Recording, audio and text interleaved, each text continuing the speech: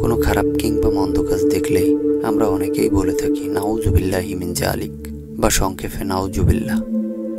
নাউজুবিল্লাহ একটি দোয়া যা অন্যায় কাজ থেকে হেফাজত করে। এ দোয়ার মাধ্যমে খারাপ কাজ থেকে বেঁচে থাকতে আল্লাহ তাআলার কাছে আশ্রয় চাওয়া হয়।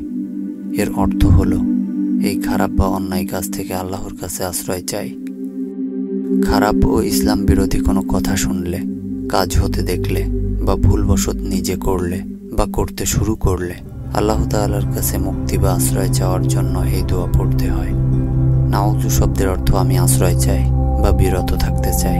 বিল্লাহি অর্থ আল্লাহর কাছে, মিন জালিক এই খারাপ মন্দ অন্যায় অপরাধ থেকে, অর্থাৎ আমি এই খারাপ কাজ থেকে আল্লাহর কাছে আশ্রয় চাই। হাদিসে বর্ণিত আছে, হযরত আবু হুরায়রা রাদিয়াল্লাহু আনহু বর্ণনা করেন, আল্লাহর রাসূল সাল্লাল্লাহু আলাইহি ওয়াসাল্লাম আশ্রয় প্রার্থনা করতেন অদৃষ্টের অনিষ্ট থেকে, দুঃখ পাওয়া থেকে, শত্রুদের আনন্দ থেকে এবং বালা মুসিবতের কষ্ট থেকে।